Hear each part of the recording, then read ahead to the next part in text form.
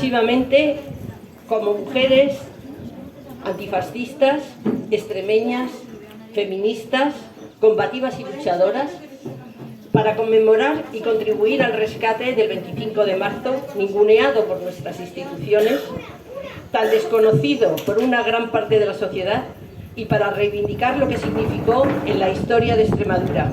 Pero no solamente por eso, sino también para rescatar de otro olvido, no menos doloroso, importante, el nombre, la lucha y la contribución de tantas y tantas mujeres de nuestra tierra en defensa de la democracia. Empezaré haciendo una lectura breve, brevísima, del BOE del 20 de octubre del 22 sobre la Ley de Memoria Histórica, donde en el título segundo, sobre las políticas públicas, integrales de memoria democrática, se abre con una mención especial el papel activo de las mujeres en España como protagonistas de una larga lucha por la democracia y los valores de libertad, y donde textualmente puede leerse: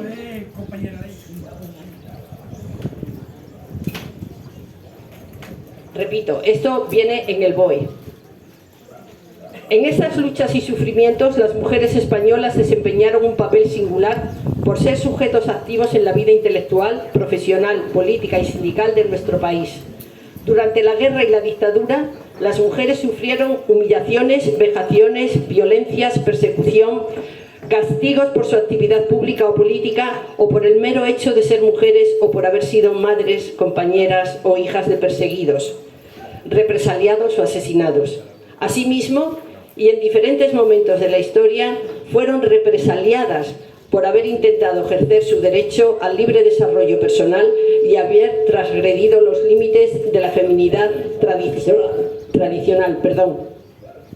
Por tanto, en la promoción y transmisión del conocimiento ha de recogerse su contribución a la memoria democrática. Esto dice el BOE.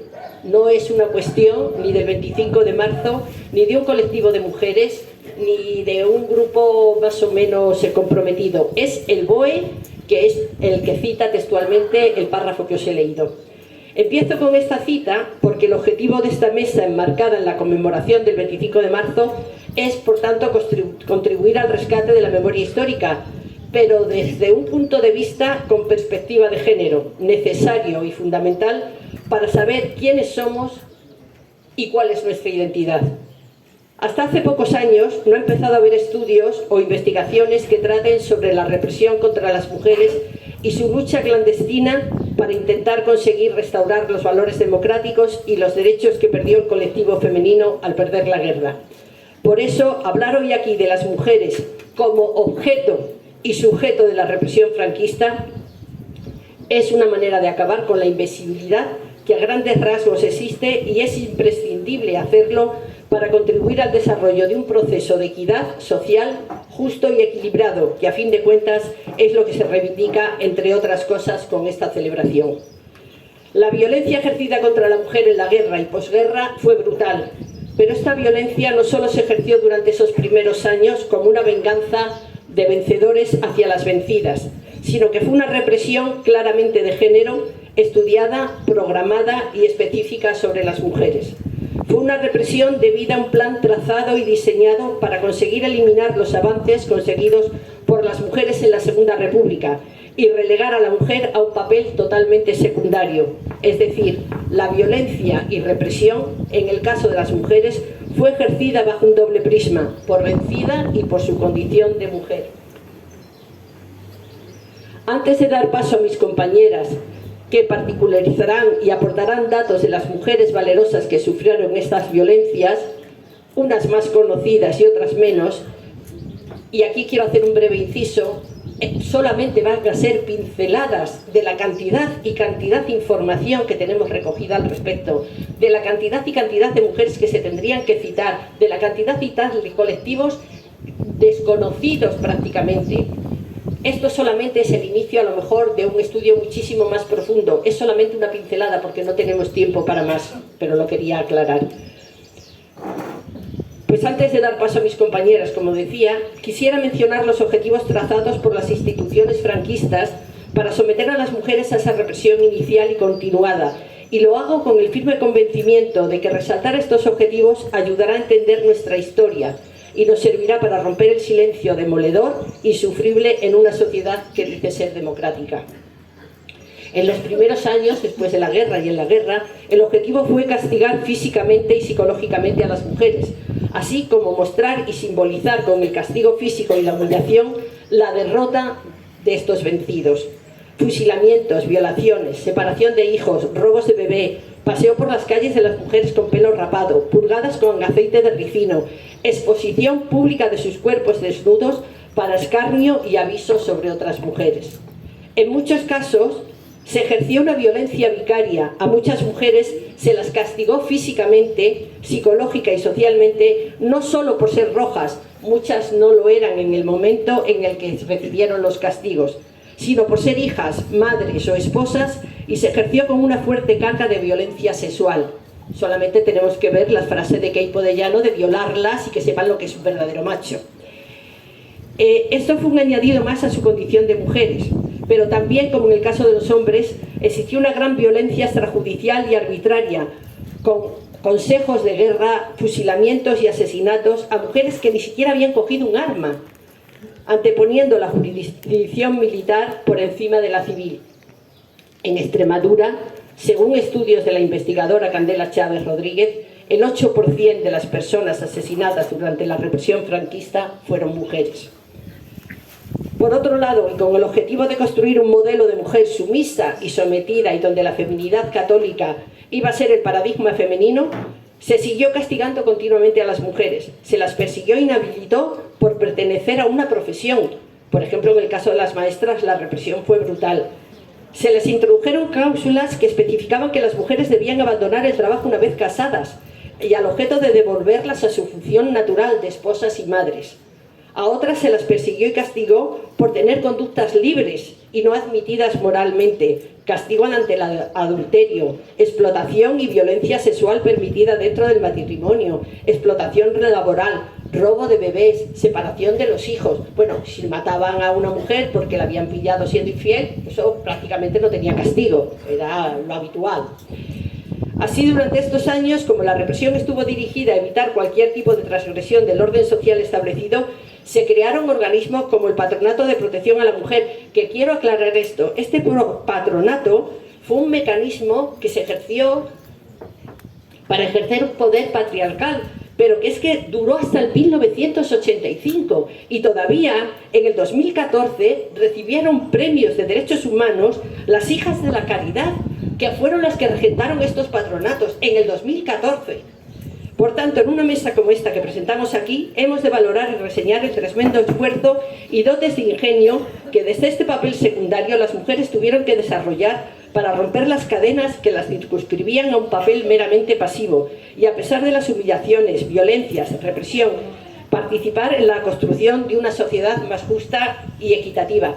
Contribuían a la economía doméstica con trabajos que estaban fatal remunerados, no tenían seguridad social, no tenían ningún reconocimiento y encima en los barrios obreros fundamentalmente la mujer jugó un papel fundamental, desarrolló huelgas, apoyó otras, formaban colectivos de apoyo entre unas y otras, se fundó el Movimiento Democrático de Mujeres, que fue la base de un movimiento democrático espectacular posterior.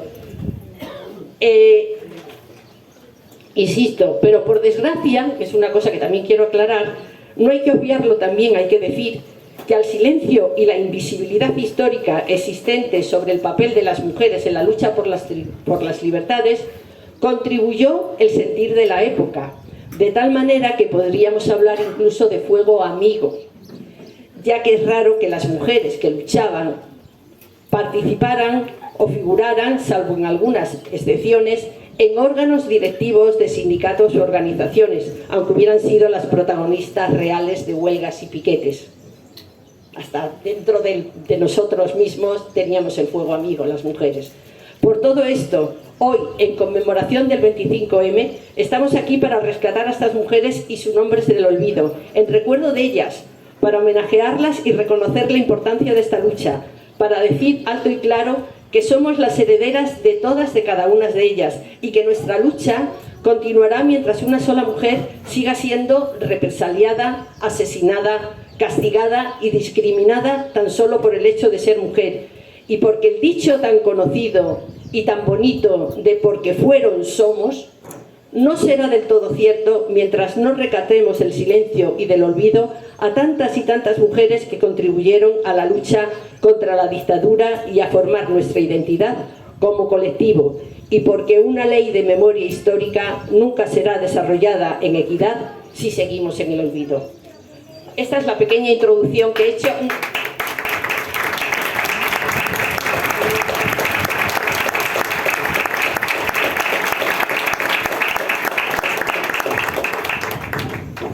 Que como el resto de mis compañeras he tenido que quitar folios y folios que me salían directamente del alma, del corazón y de los datos que iba recogiendo en internet. He comentado que no voy a presentarlas nada más que por su nombre y voy a ir dando paso y ellas solas van a hablar cada una. Hacemos un pequeño recorrido histórico y, como veis, es un colectivo intergeneracional, que es lo más maravilloso que puede pasar en esta vida, que estemos jóvenes y mayores peleando por la misma historia. Doy paso a mi compañera Teresa.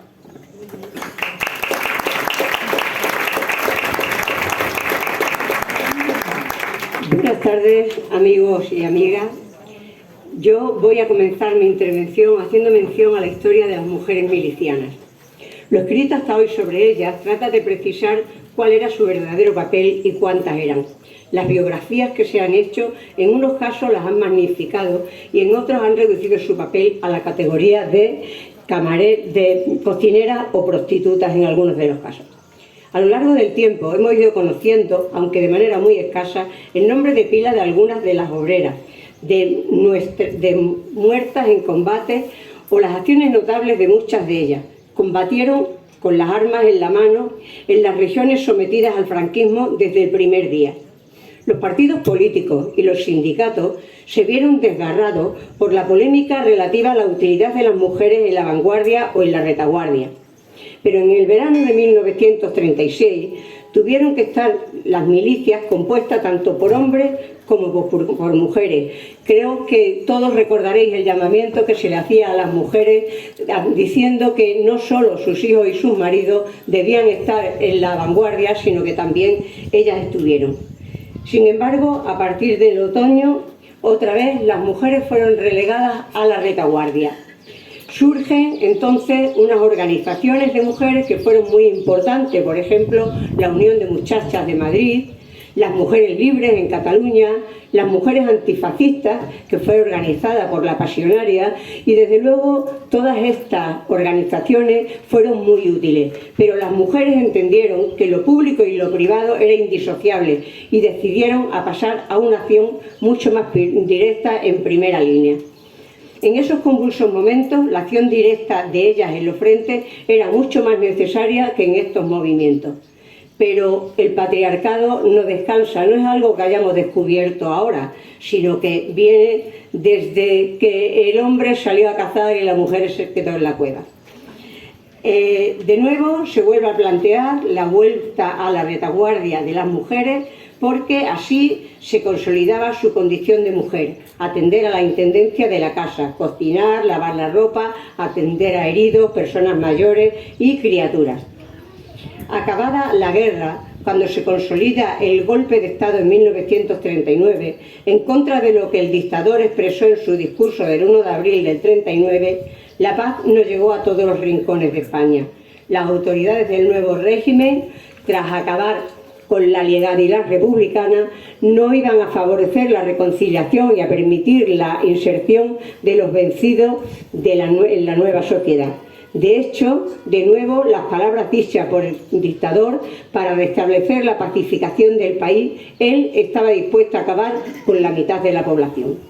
Para evitar esta masacre, al finalizar la contienda, un escaso número de integrantes del derrotado Ejército Rojo decide huir una parte al extranjero o refugiarse en los montes para salvar su vida. Con el paso de los años y en una sintonía con la evolución de la política internacional, vendría la organización de las luchas armadas contra el régimen franquista, que habría sido impuesto por la fuerza y el terror. De esta manera, en las zonas montañosas del centro de la península se desarrolla una guerra muy desigual entre la esperanza o el suicidio. Muchos de los soldados republicanos regresaron a sus pueblos, en los que fueron detenidos, encarcelados y en muchos casos, la mayoría de ellos, fusilados. Surge entonces el movimiento guerrillero antifranquista que, a pesar de la importancia que tuvo, y ha tenido escasa repercusión histórica. Se les ha encuadrado en la historia con varios nombres: los huidos, los bandoleros, los salteadores, los maquis, los guerrilleros. Eran hombres y mujeres que formaron parte del pueblo y que no se sintieron sometidos al ejército que dio el golpe de Estado. Se fueron organizando y fueron surgiendo las agrupaciones o partidas también llamadas, siempre, como en el transcurrir de los tiempos, lideradas por hombres, aunque hubo en muchos casos, muchas mujeres guerrilleras, que son a las que yo me voy a referir más adelante. La guerrilla fue eminentemente rural. Tuvo escasa repercusión en las zonas urbanas, excepto la agrupación de Madrid, que, según los guerrilleros que estaban en las distintas partidas de las distintas regiones de España, era la que mandaba y la que desde allí decían y dictaban las órdenes para los demás, desobedeciéndolas en muchos casos porque les decían que tenían que ser no complacientes contra la Guardia Civil, pero sin embargo no ser excesivamente bruscos, no atacar excesivamente a la Guardia Civil, porque la guerrilla de una manera u otra iba a ser derrotada. Sin embargo, como digo, fue muy importante la agrupación de Madrid, pero por un chivatazo fueron cayendo y fracasó. Según Lister, la caída de las guerrillas de Madrid fue la que dio lugar al fracaso del movimiento guerrillero, pero este se mantendría durante mucho tiempo en las zonas rurales. Centrándome en la guerrilla de Extremadura, principalmente, hubo guerrilleros muy destacados y estoy segura que la mayoría de las personas que nos hemos interesado por la historia de este asunto, por las guerrillas, nos suenan muchos nombres famosos, pero todos ellos o la mayoría de guerrilleros: el Chaqueta Larga, el Quincoce, Fermín, el Francés, el Chato de Malcocinado, el Cuquillo. Pero yo no voy a extenderme en ello porque caería en lo de siempre, en volver a repetir los nombres de los hombres. Voy a hablar hoy aquí de las mujeres guerrilleras, que fueron muchas y estuvieron repartidas por toda la geografía extremeña. Encontramos mujeres en la provincia de Badajoz, en Azuaga, en Malcocinado, en Llerena, en Villanueva de la Serena, en toda la geografía por parte de abajo. También fue muy importante la guerrilla en la zona de la provincia de Cáceres, quizás porque el terreno es más abrupto, más tortuoso, y por eso se dieron más agrupaciones en él. En una de las reuniones que se llevaron a cabo, los jefes de las distintas agrupaciones que he citado antes decidieron que, sobre todo el que coordinaba todas ellas, que era un poco el comandante Fermín, decide y vuelve a repetir el esquema del patriarcado. Las mujeres debían regresar de nuevo a sus casas y servir solo como una prolongación de lo que había sido su vida, de lo que se denominaba sus labores. Se dedicaban solo al enlace y a aprovisionar de la intendencia: comida, ropa, medicamentos, cuidar de los heridos y cuidar también de las criaturas. El argumento que dio para tan nefasta manera de apartar a las mujeres de la sierra era que servían de entretenimiento o que entretenían a los hombres. Vamos, que los hombres se distraían en cuanto tenía una hembra cerca, o que las mujeres que se incorporaron a la guerrilla, cosa que no es verdad, eran un poco frívolas y que iban detrás de sus parejas, sus maridos, o detrás de los machos que estaban en la guerrilla. Las mujeres se rebelaron contra esto y decidieron que iban a continuar en la sierra. También circuló una leyenda por parte de los partidarios del régimen, pero también de los partidarios de la propia guerrilla, diciendo que las mujeres venían al monte, pero que no eran tan necesarias. Sin embargo, varias causas hacen que la mujer extremeña se incorpore a la guerrilla. Por una parte, seguir luchando por la dignidad de su patria, por huir de ser delatadas como eran por sus propios familiares, y una de ellas, por ejemplo, fue la hermana de Chaqueta Larga, y otra de ellas las tías de mujeres guerrilleras que las denuncian. También por huir del acoso de la Guardia Civil, que acosaba insistentemente y se presentaba en las casas para preguntarles, acosar a estas mujeres, preguntarles por dónde estaban sus hombres, sus maridos o sus hermanos. Estas mujeres, que como ya digo fueron muchas, solo en Malcocinado tenemos una lista de una cantidad de nombres que podríamos hacer con ellas una de las guías telefónicas antiguas. Corrieron la mayoría de ellas distintas suertes. Algunas murieron en contiendas con la Guardia Civil. Otras se entregaron y fueron condenadas a penas de muerte, aunque luego se conmutaba la pena por 30 años de prisión y fueron saliendo. La historia nos muestra cómo los propios guerrilleros se pasaban muchas veces a la contrapartida y se hacían confidentes de la Guardia Civil. Así cayeron muchas de estas agrupaciones. De mujeres encontramos pocas delatoras. Como he dicho, solo 2 he encontrado a través de las investigaciones que he hecho. De Malcocinado, como decía, no voy a hacer toda la lista, pero sí debo deciros que cuando empecé a investigar sobre ellas y a repasar el listado, tuve un momento que la emoción, la sensación de frustración, la sensación de que estas mujeres no hubieran salido a la luz fue tal que tuve que parar un poco la investigación y tomar fuerzas para poder seguir investigando sobre ellas. Voy a nombrar a Sagrario Vera, que nació en Malcocinado en septiembre del 20, que la mataron en el 45 con 25 años, que fue abatida en un barranco de Aguas Agrias en la provincia de Huelva. Había sido cocinera y limpiadora y se sumó a la guerrilla en la cuadrilla del Chato del Cerro, quien convirtió en su compañero. Se formó un consejo de guerra y se la ejecutó, y cuando se la ejecuta se dan cuenta que estaba embarazada precisamente de un parto doble.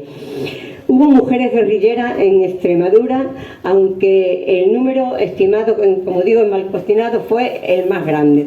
Cabe destacar el nombre también en la provincia de Cáceres, en Alía.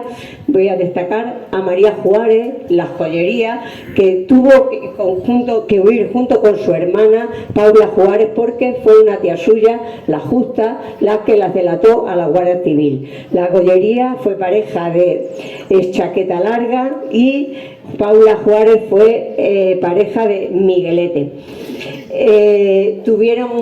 Su pareja tuvieron que huir y en un momento determinado que la hicieron que huyera, que tuvieron que huir y se quedaron con sus hijos, y alguna de ellas estaba embarazada. Tuvieron que dejar abandonados, como os ha dicho antes, los hijos, y tendría una lista más larga, pero mi compañera me avisa de que se termina el tiempo y me da mucha pena no poder continuar hablando y dando los nombres de estas mujeres, pero como luego será un coloquio, pues pienso seguir insistiendo en ella.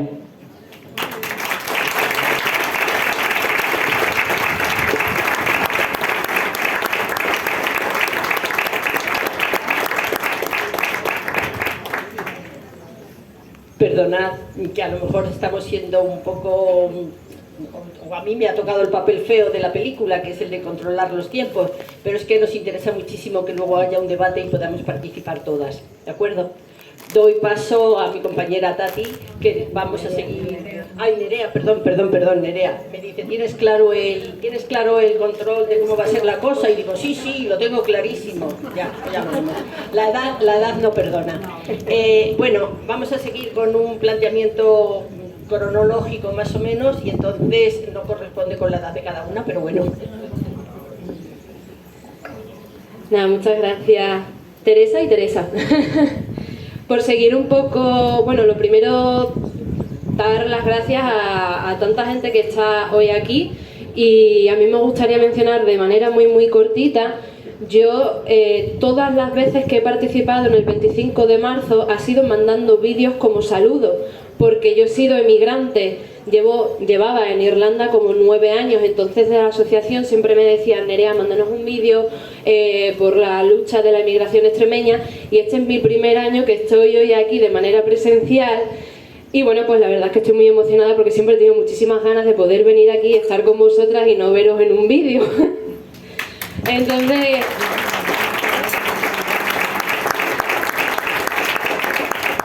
que siempre vamos a tener presente a las emigrantes que están fuera y que no están aquí, pero siguen conectadas con nosotras porque forman parte de nuestras raíces de esa encina que somos la lucha extremeña. Por seguir con el orden cronológico que estaba comentando Teresa, queríamos hacer como una parte de mujeres conocidas y una parte de mujeres menos conocidas. Por lo tanto, pensamos que las menos conocidas, que es mi parte, pues voy a hablar muy poquito, porque creemos que es mucho mejor sacar a la luz esas mujeres que no se las conoce tanto, pero que también fueron importantes. Así que yo voy a hablar de 3 mujeres que son más conocidas. La primera de la que quiero hablar es de Margarita Nelken, que si no lo sabéis, las camisetas del 25 de marzo de este año, una de ellas... Tati, ¿te puedes levantar y hacerme de modelo, por favor? Date la vuelta. Pues una de ellas es Margarita Nelken y la otra es Matilde Landa, que es de la otra mujer que es la que voy a hablar. Gracias, Tati.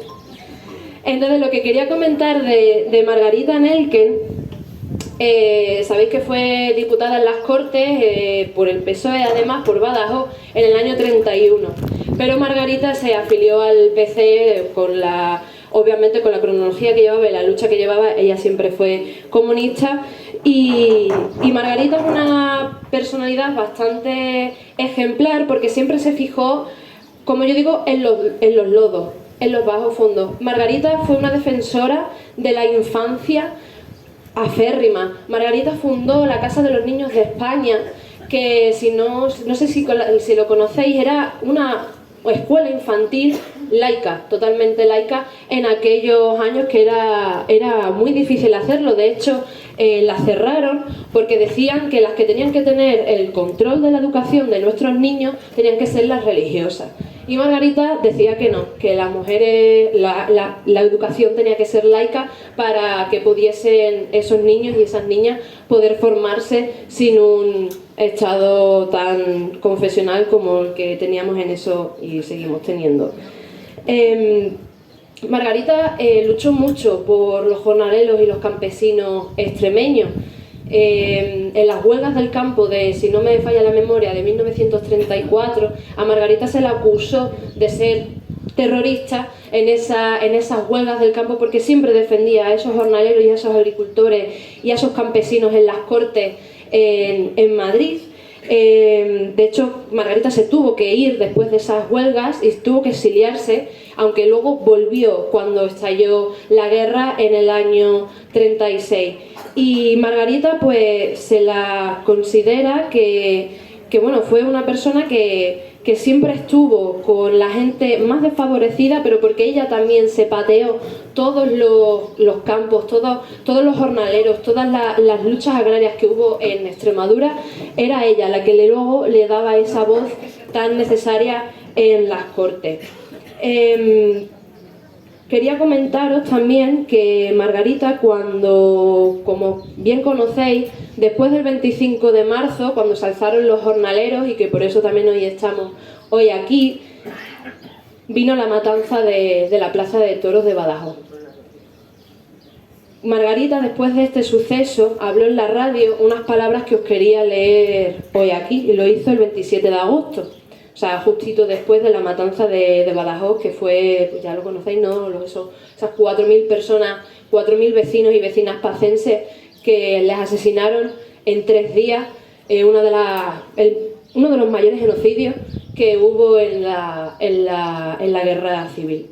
Y Margarita dijo en la radio: Es preciso subrayar la gesta incomparable, sin precedentes en la historia del pueblo español y extremeño, en lucha por su libertad y por la libertad del mundo, la epopeya de los campesinos, de los que en Extremadura, en Andalucía, en La Mancha, en Aragón, representan los más desheredados del suelo patrio, y no teniendo nada que perder, se alzan con toda su miseria, marcada con las vejaciones y atropellos sufridos a lo largo de generaciones y de siglos, para conquistar para todos, para sus hijos y para los hijos de los que no carecían de nada, un porvenir de dignidad ciudadana y de justicia social. A Margarita por lo menos yo la considero que la salvó ese amor a los humildes y ese amor a la belleza que tenemos la gente trabajadora y la clase trabajadora. Entonces quería hablar un poquito de esta Margarita, y obviamente si hablo de Margarita, ¿de quién voy a hablar? De Matilde Landa.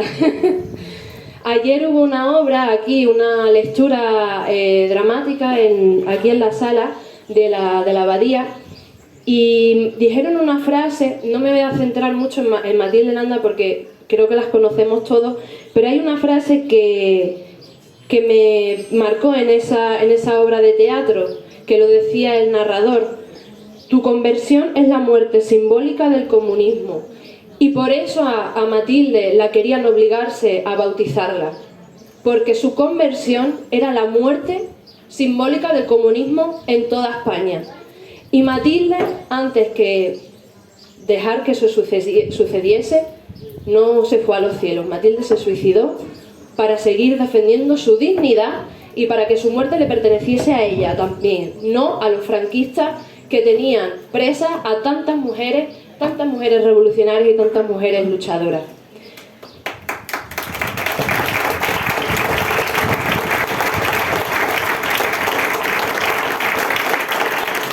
Y también de Matilde quería leeros la carta que le escribió a su hija, y si lloro un poquito me perdonáis, pero es que es una carta que, joder, su niña era muy chiquinina y lo que tuvo de su madre fue una carta. Entonces os la voy a leer. Hoy es el gran día, dicen. Doña Bárbara, otras señoras de Acción Católica y las monjitas andarán relamiéndose con el triunfo. El dolor del pecho no me deja pensar, Carmencilla, pero no creo que el aceite alcanforado alivie mi sufrimiento, porque otro dolor más hondo es el que me acucia. No puedo ver sin llorar los rostros de esos niños a los que amenazan con dejar sin leche si yo no me convierto.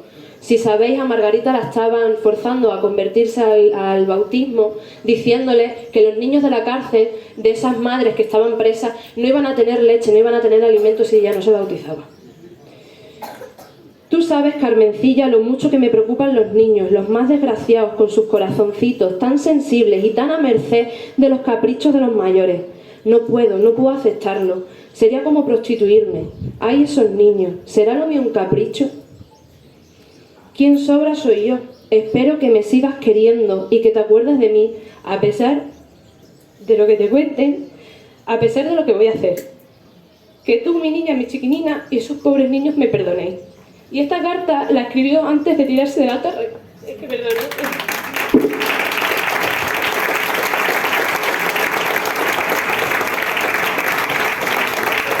Bueno, como emocionarse también es revolucionario, pues aquí nos emocionamos. Y de otra persona, bueno, no soy la única que estoy llorando, ¿eh? Vale. Estamos todas igual. Y de otra mujer que también quería hablar, y también lo voy a conectar con las luchas de ahora y voy a decir el porqué, es Dulcinea Bellido. Dulcinea Bellido era de Valencia del Ventoso, de Badajoz, y nació en el 36. Dulcinea Bellido fue una de las fundadoras del Movimiento Democrático de Mujeres en 1965. ¿Y por qué lo quiero conectar con las luchas aquí también en Extremadura? Porque hace menos de una semana se fundó aquí el Crepúsculo de Extremadura, y aquí está Ana de Mérida, que es una de esas fundadoras que lo ha hecho hace una semana. Entonces, es esa historia, esa lucha que nos sigue conectando, que a pesar de estar hablando de mujeres que ya no están con nosotras, aunque Dulcinea Bellido falleció en 2001, o sea, te quiero decir que no fue hace tanto, pero que seguimos esa lucha, ¿no? Esa lucha que hizo Dulcinea Bellido, que se afilió al PC desde muy chiquinina, porque ella empezó a trabajar a los 8 añitos. Entonces ella decía, tenía una frase que me gustó mucho, que decía: la emigración y la chabola, con su significación, entorno y justicia, provocaron en mí una constructiva rebeldía, instigándome a ingresar en el PC en los durísimos años de la clandestinidad. Ella sabía que no se podía ser comunista sin ser feminista, y por eso el movimiento democrático de mujeres fue tan importante en la lucha por los presos políticos durante la dictadura, y sin ese movimiento tantos derechos que se pudieron conseguir, los pocos que se pudieron conseguir para los presos, fue por esas mujeres que fundaron eso, como Dulcinea Bellido, y que bueno, que seguimos en Extremadura con ese hilo rojo que hizo Dulcinea con el movimiento democrático de mujeres en Extremadura, que se fundó hace solo una semana. Así que yo mi parte ya de las mujeres más conocidas ya acabo y se lo paso a Tati, que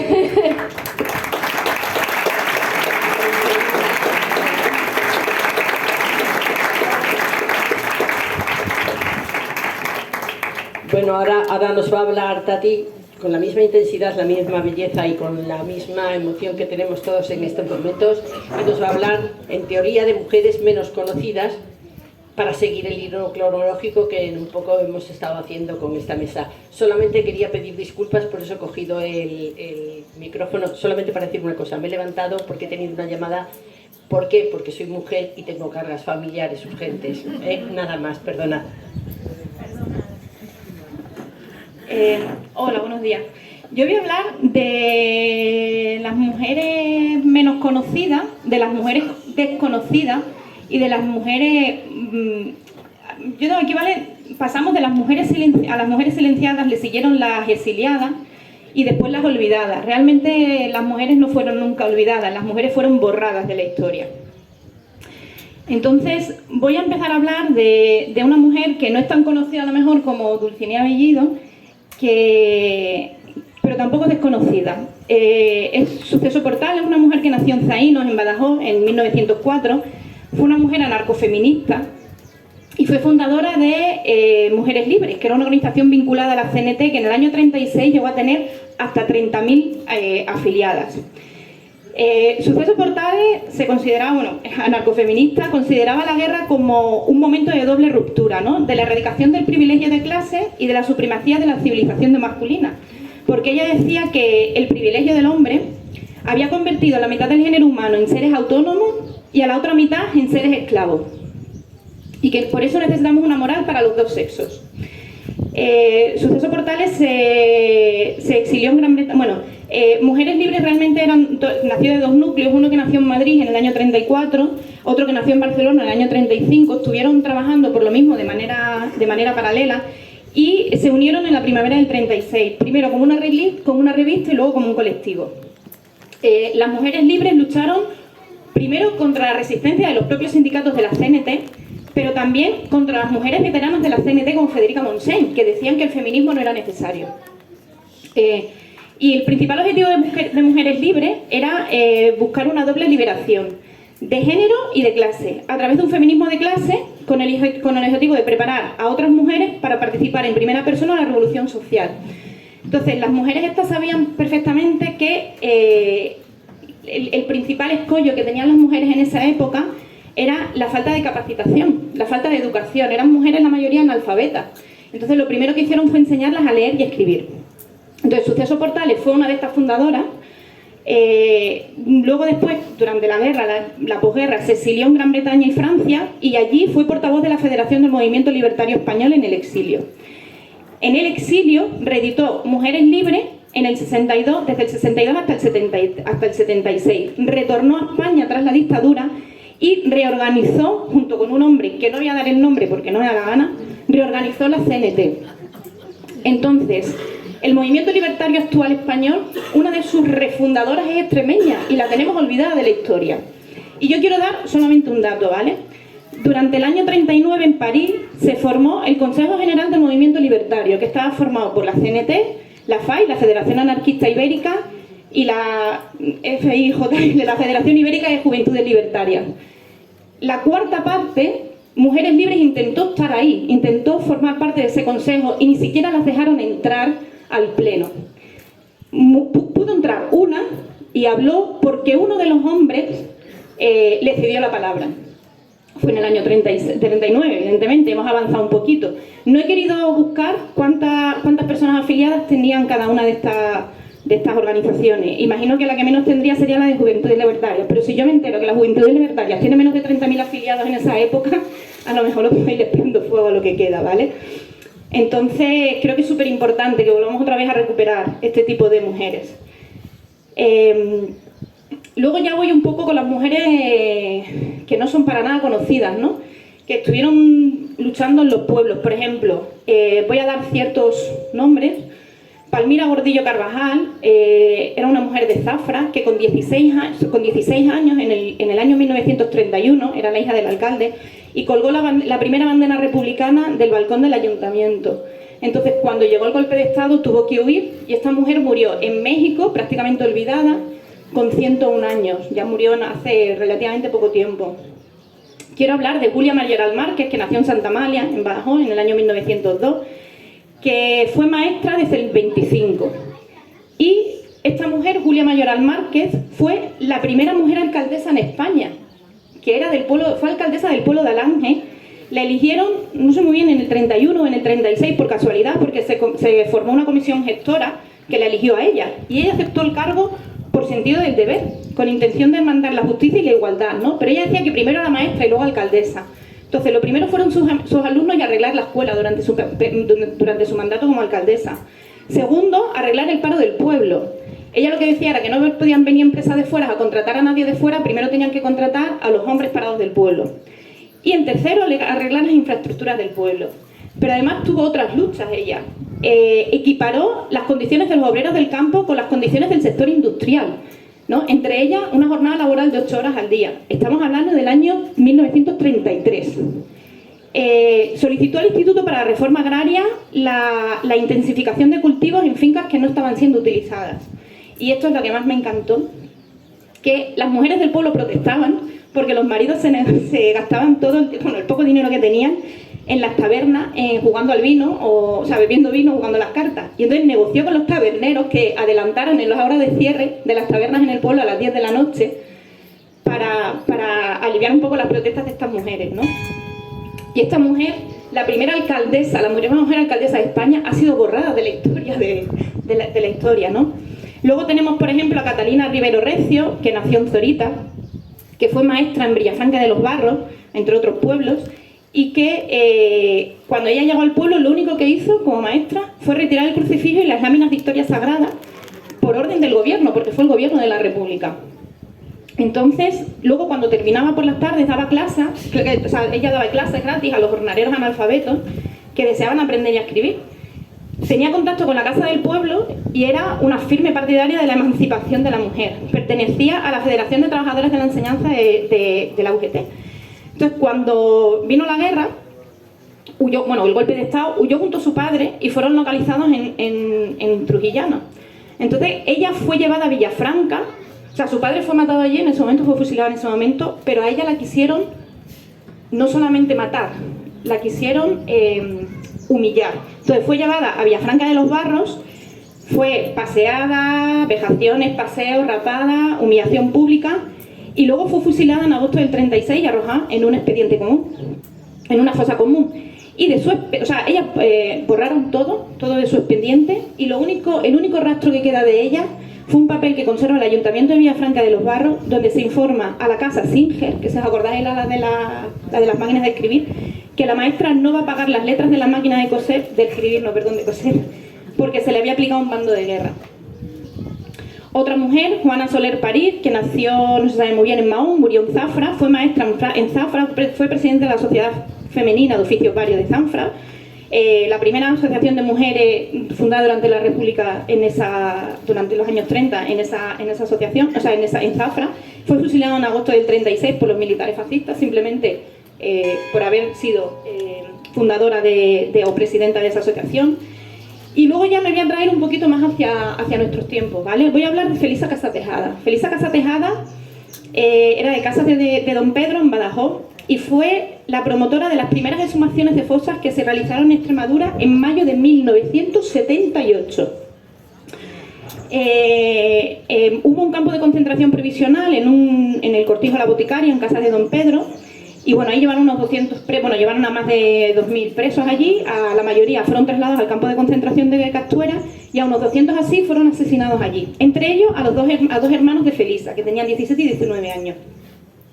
Entonces ya en el 78, Felisa gestionó con el resto de familia el desenterramiento, la construcción del panteón con la lápida en los cementerios de casa de Don Pedro, el funeral en la iglesia y la nueva inhumación de los restos recogidos. Pidió permiso al gobernador, que dijo que estaban prohibidas banderas, vítores y cualquier otro tipo de manifestación política, y de que en caso de que eso no sucediera, o sea, sucediera ese tipo de cosas, ella sería metida en la cárcel. Entonces, bueno, el día que pasó esto, ella estaba allí con su hijo, hubo exaltación, hubo vítores, hubo banderas, pero las únicas dos personas que no lo hacían eran Felisa y su hijo, porque tenían pena de cárcel. La forma de hacer la exhumación fue una excavadora traída de la localidad vecina, porque nadie en ese pueblo quería colaborar con la excavadora, que hundían la tierra para extraerla, y eran los familiares los que removían la tierra con las manos en busca de los restos. Los que encontraron los metieron en 3 ataúdes y los dieron sepultura. Bueno, pues Felisa tenía una carnicería en su pueblo y tuvo que aguantar cosas como que apareció una pintada en su casa que decía: en casa de la carnicera se venden huesos de rojos para el cocido.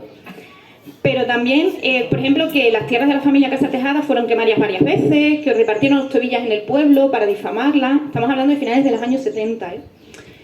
Y entonces, al hilo de esto, voy a nombrar a 2 mujeres, porque en la saca donde fusilaron a los hermanos de Felisa, se escaparon 2 hombres.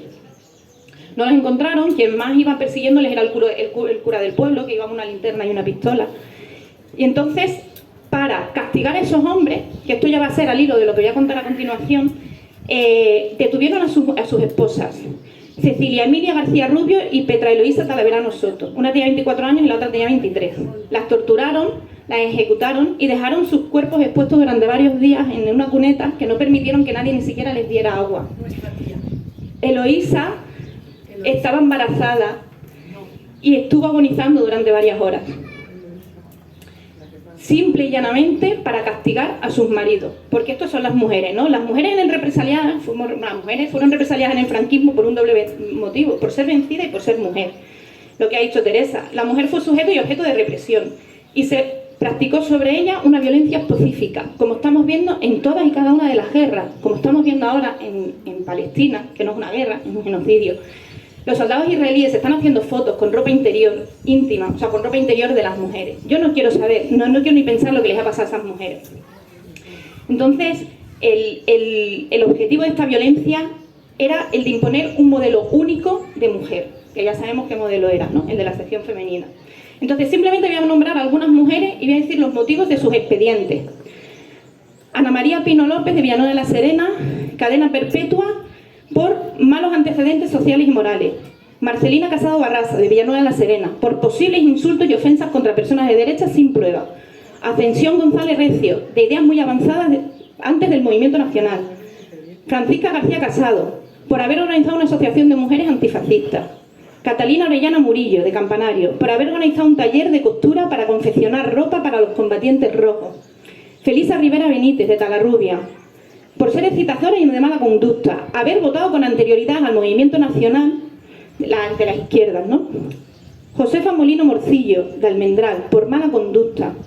Carmen del Río Luna, de mala conducta, peligrosa y de miradas descaradas.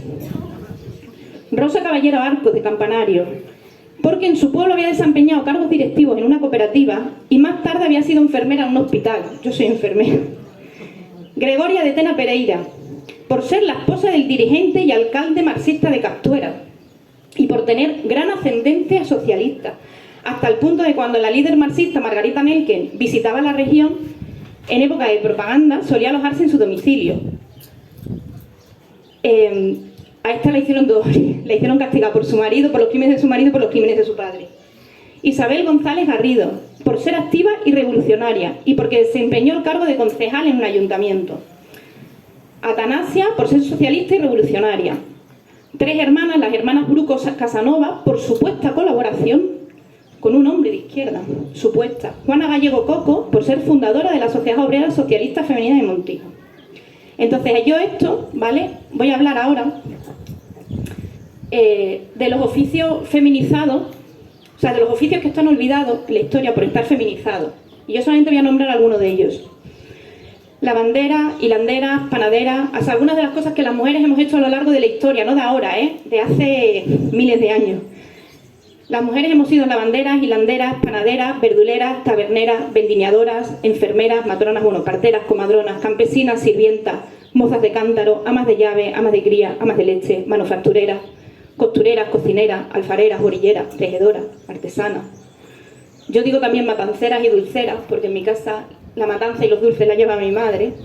Y no sé si somos conscientes de todos estos oficios que yo he dicho, pero las mujeres hemos sido o han sido siempre las conductoras de las tradiciones. La correa de transmisión por las cuales las tradiciones antiguas nos han llegado hoy han sido a través de nuestras madres y de nuestras abuelas. Y entonces yo esto, hace unos días estaba escuchando un podcast de un compañero, que no le voy a mencionar porque no quiero mencionar aquí hombres, que habló de una expresión que yo voy a hacer mía a partir de ahora, que son las mujeres SL, que yo esto lo estaba escuchando y yo decía, las mujeres sociedad limitada, de aquí viene, ¿no? Y no, eran las mujeres sus labores. Y yo entonces recordé, cuando yo era chica, yo iba a la escuela y ahí me decían, ¿y tu padre en qué trabajaba? Y yo decía, mi padre es transportista, ¿en qué trabaja? ¿Y tu madre? Y yo, mi madre sus labores, SL. Pero esas SL, ya me voy a emocionar. Esas SL son las que han hecho que nosotras hoy estemos aquí, porque esas SL son las que han sacrificado toda su vida. Las mujeres grandes, sí, muy bien, pero son las del día a día. Y esas SL han sido nuestras abuelas, nuestras madres, incluso han sido nuestras hermanas mayores, porque hay un salto generacional muy importante, que yo ahora que tengo ya 46 años, de mi hermana mayor a mí, que nos llevamos 8 años de diferencia, hay un salto generacional súper importante. Y esas mujeres son las que han trabajado dentro de casa, fuera de casa, hoy son más pobres que de lo que fueron sus maridos, porque la pobreza durante la vejez es esta durante la juventud, y no se las ha reconocido. Y no solamente no se las reconoce, sino además que se las ha borrado de la historia. Yo tengo aquí de un documental de Dulcinea Bellido, voy a leer al final solamente muy rápido una frase que me encantó, que dice: por mí, por todas mis compañeras pondré mi cuerpo, hacia adentro y hacia afuera. Pondré la voz y el cuerpo y los pies ligeros con sus 5 dedos para hacer camino. Por mí, por todas mis compañeras entregaré hasta el alma mía. Por mí, por todas mis compañeras, con aquel juego infantil, nos animamos unas a otras, que esto las mujeres lo hacemos muy bien, desde dentro y desde fuera. Por mí, por todas mis compañeras hago memoria, y escribo, y cuento, y digo en alta voz y en baja voz, para dentro y para fuera de mí misma. Por mí, por todas mis compañeras hago camino, comparto historia y lo construyo, y enlazo a todas las mujeres en una voz que suena a tierra, a fuego, a viento, y a mar en calma, a mar profunda, a mar salada. Nosotras, las de entonces, las de ahora, siempre somos las mismas. Por mí y por todas mis compañeras nunca dejaré las luchas. Porque fueron, somos. Porque somos, serán. Porque hemos cambiado, pero en el fondo no hemos cambiado tanto.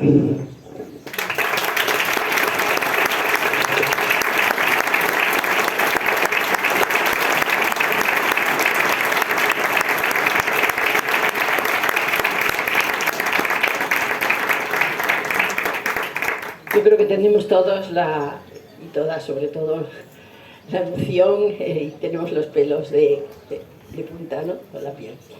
Paso el micrófono ahora a María José, luchadora, y que os contará también luchas de nuestra región, en la que ella sabe mucho. Bueno, buenos días. Yo lo primero quiero dar las gracias a la Asociación 25 de Marzo por traerme a mi tierra. Yo soy extremeña, ahí me llevaron a Madrid y allí hago mi vida, pero no os podéis imaginar la emoción que ha sido venir a mi tierra a contar cosas. Yo soy de Aillones, que es de Badajoz, está cerca de Llerena. Bueno, yo la historia la escriben los hombres. Hasta ahora, yo creo que ya vamos a empezar las mujeres a cambiar el tema. Como la escriben los hombres, pues a nosotras siempre nos tienen al lado No tenemos que buscar mucho para descubrir que hemos hecho cosas. Tenemos que ir escarbando. Luego cuando escarbas, pues lo que decía la compañera Teresa, resulta que te agobias de tantas cosas que hemos hecho las mujeres. Las mujeres siempre hemos estado ahí, en las revoluciones, en las guerras, en las posguerras, cuidando a nuestros hombres, avanzando para que los hombres cuando estaban en la cárcel el mundo no se pare. Y luego hemos peleado también nosotras por nosotras mismas, por nuestros avances como mujeres. Yo voy a hablar de las luchas de las mujeres en el movimiento obrero. Creo que ahí también hemos hecho unas peleas grandes.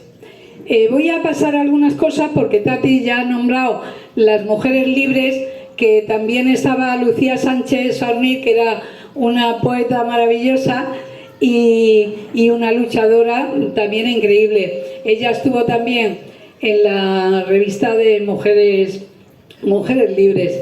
Yo voy a contar una huelga de Mérida que además tiene mucho que ver con otra huelga que yo viví y que aquí hay muchas compañeras que también la vivieron, la huelga de Induico, que luego haré referencia a ella. Pues estas mujeres y esta huelga tienen mucha similitud con la nuestra. Esta fue en el 36, en Mérida. 40 mujeres que trabajaban en el sector textil, en tejidos, hacían los tejidos. Bueno, pues estas 40 mujeres se afiliaron a CNT y a partir de ahí había 4 hombres también, pero tampoco los voy a nombrar. Había 40 mujeres y estas 40 mujeres hicieron un paro de 19 días, imaginaros, en el año 36. Las mujeres estaban relegadas totalmente, pues fueron capaces no solo de hacer una huelga en su empresa, pedir el boicot para esa empresa, también hicieron una huelga general en Mérida. Paralizaron toda Mérida y paralizaron Cabeza de Buey y Castuera, porque esas mujeres pidieron solidaridad. Y las mujeres tenemos una cosa que yo creo que es una de las partes buenas, que tenemos muchas, pero esa es una de las partes buenas, y es la solidaridad y los cuidados entre nosotras. Eso es fundamental para que las mujeres seamos capaces de tener luchas y de conseguir luchas. Bueno, pues estas mujeres fueron capaces de hacer ese paro y bueno, parece ser que hasta el jefe de esa empresa se quedó sin pan el día de la huelga general, que fue tremenda.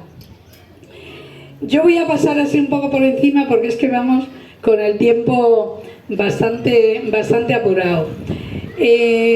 Voy a leer una cosa que define lo que le molestaba a los franquistas, la huelga de estas mujeres.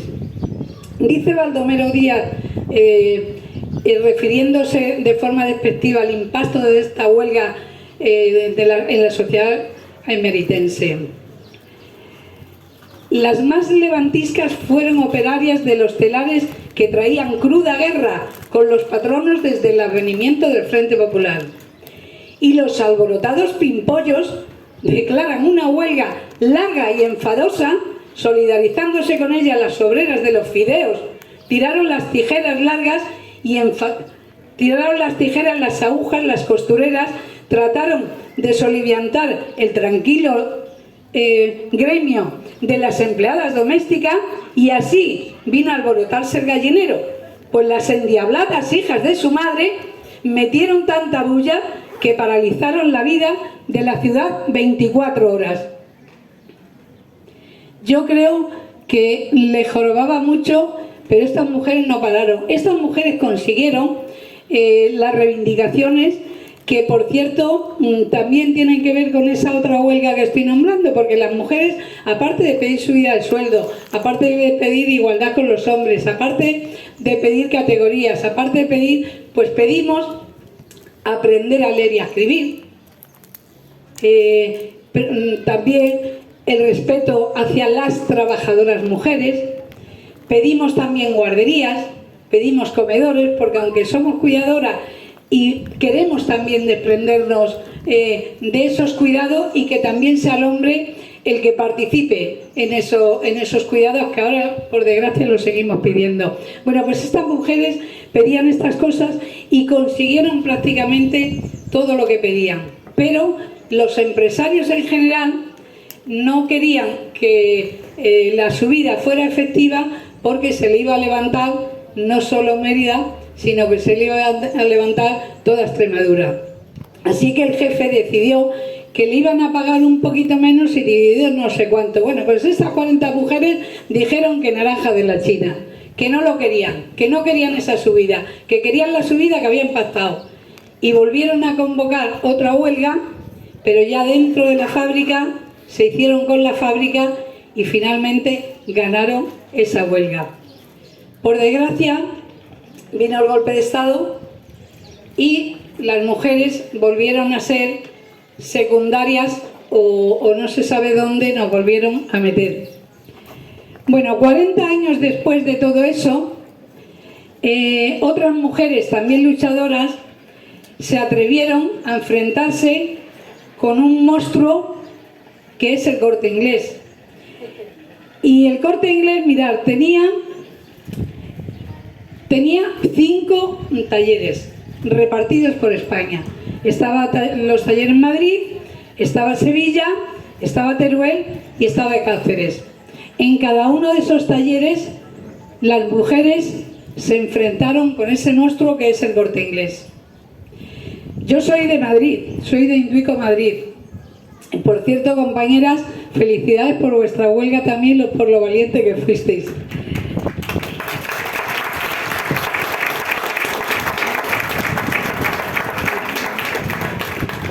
En Madrid, la huelga, 40 años después, la hicieron 7.000 mujeres. 7.000 mujeres que venían de una educación franquista, de una educación miedosa, de una educación donde los padres nos decían que no teníamos que significarnos. Además, éramos todas jovencísimas. Yo era de las más mayores y tenía 22 años, pero es que mis compañeras iban de 14 a los míos.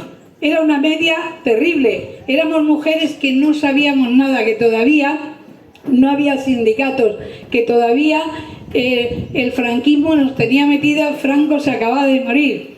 Bueno, éramos mujeres que tuvimos que aprender de todo. En Madrid, la huelga de Madrid fue muy dura. La huelga de Madrid, aunque éramos muchas mujeres, cuando llegábamos a la empresa todas las mañanas, nos encontrábamos con 3-4 barreras. La policía a pie, la policía a caballo, la policía con tanqueta, los encargados y los jefes. Pero también tengo que decir que nos encontrábamos con la solidaridad de todos los trabajadores de la zona, que los autobuses que pasaban por la calle de Licia, que estaban al lado de Tomás Bretón, nos abrían sus puertas. Cuando íbamos corriendo asustados de la policía, nos abrían las puertas para llevarnos donde fuera. Que las mujeres en Madrid nos inventábamos infinidad de cosas para pelear. Voy a contar una anécdota, porque como no tenemos mucho tiempo voy a ir así dando solamente pinceladas. En Induico, bueno, había mujeres de todo tipo.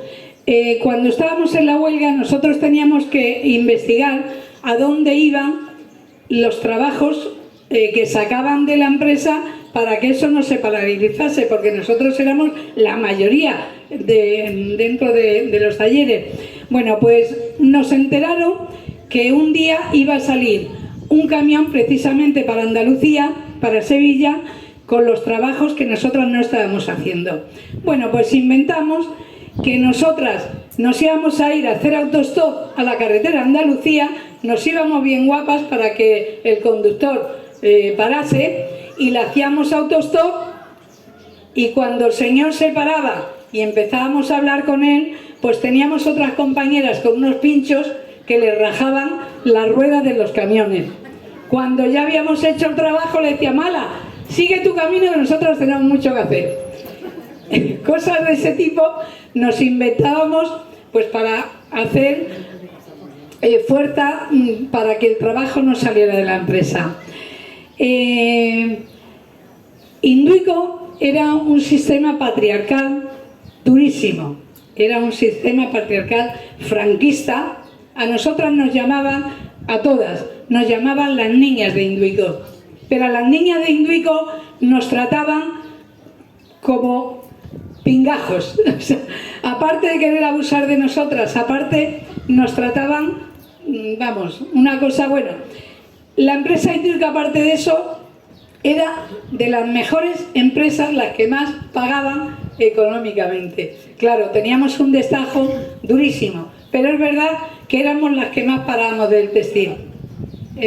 La gente cobraba, yo empecé cobrando 4.000 pesetas a la semana, que no la cobraba ni mi padre. O sea que es que era un tema. Y nosotros además en Madrid teníamos médicos, teníamos abogados, teníamos cartilla y banco, que eso la teníamos todas. El banco, nos ingresaban ahí la nómina, luego te daban la tarjeta del Corte Inglés, te gastabas el dinero en el Corte Inglés, luego te daban el economato, te gastabas el dinero en el economato y no veías nunca lo que estabas ganando. Pero eso, que era bueno por un lado, pues por otro lado te impedía ir al médico, pues te dan la pastilla en el botiquín, te impedía salir a hacerte el carné porque te lo arreglaban ellos, te impedía ir a comprar al mercado porque lo comprabas en el Corte Inglés, en fin, eso era también estar esclava todo el santo día. La huelga nuestra empezó por 4 despidos de 4 compañeras y duró 2 meses. Hicimos una caja de resistencia tremenda, que es algo también que coincide con la huelga de Mérida, que hicieron una caja de resistencia en aquella época, y esa caja de resistencia nosotros, para una de las partes para hacerla, era que en cada asamblea echábamos una peseta en una botella para saber cuánta gente íbamos a las asambleas y a la vez recaudar el dinero. Bueno, esa caja de resistencia la tenía yo en mi casa y era fundamental porque le ayudábamos a muchas compañeras que si no, no hubiesen podido hacer la huelga. Bueno, a mí me costó eso, que me llevaran a la DGS. Yo era un poco descarada, bastante, y además, no sé, yo era muy joven y no me paraba en que me pudiera pasar algo. Con lo cual, cuando me llevaron a la DGS, pues yo lo que me dije, yo es que no sé de qué me está hablando usted. No, tú tienes que saber, porque ahí yo sé que hay una caja de resistencia. Y decía, pues yo es lo primero que sé. Yo no tengo ni idea que esa caja de resistencia. Bueno, afortunadamente Cristina Almeida, también extremeña, pues me sacó de la DGS y ahí quedó la cosa. Nosotros ganamos la huelga. Nos concedieron absolutamente todo lo que habíamos pedido. Habíamos pedido, una de las cosas era hacer estudios primarios, porque muchas de las mujeres que estábamos allí no habíamos ido nunca a la escuela. Yo me fui de mi pueblo con 10 años, yo empecé a trabajar a los 7 años y yo no había ido nunca a la escuela. Pero ahí en Induico me saqué mis estudios primarios, me saqué mi graduado escolar, llegué a hacer acceso a la universidad, pero cuando me salí de mi empresa pensaba que yo para qué quería ser abogada si ya no tenía trabajadores para defender. Un poco ignorante creo que era yo en ese sentido, pero bueno, era lo que me interesaba. Y bueno, quiero decir que nosotros ganamos la huelga, pero las empresas, el capitalismo es malvado, el capitalismo es vengativo, el capitalismo no perdona a los trabajadores, el capitalismo no consiente, aunque fuéramos miles de mujeres, no consintió que fuéramos de verdad ganadoras.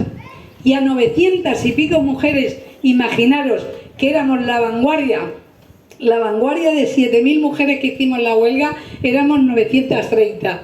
Bueno, pues a esas 930 nos hicieron talleres específicos para nosotras. Nos iban metiendo por grado de participación y nos iban alejando. En Madrid marcaron un círculo de periferia y según el grado de tu participación te iban llevando un poquito más lejos. Ahí me tocó al otro lado de donde yo vivía y al otro lado de donde estaba la fábrica. Bueno, pues en ese taller que nos hicieron, cuando llegamos era un local sin máquinas, con un jefe que le habían castigado también porque era alcohólico, por unos encargados, que uno era putero, que el otro era un inútil, un analfabeto, que no sabía ni dónde tenía la nariz. Bueno, pues eso nos llevaron allí. Cuando conseguimos que echaran al director borracho, nos llevaron a un señor que estaba zumbado y que la primera reunión que pedimos con la empresa, cuando llegamos, estaba sentado tipo indio, desnudo por completo, tocando una flauta. Ese era el respeto y lo que nos estaba haciendo ese Corte Inglés y esa empresa tan patriarcal y tan suave y tan... Bueno, yo he escrito un libro sobre eso que cuenta un poco toda esa huelga y que explica los talleres que había, bueno, la solidaridad que pedimos con los compañeros tanto de aquí como de Cáceres como de Sevilla. Y bueno, pues ya lo voy a dejar porque ya no hay más tiempo. El libro lo he traído, si queréis comprarlo, pues está por ahí. Y muchísimas gracias, paisanos, compañeros, os quiero.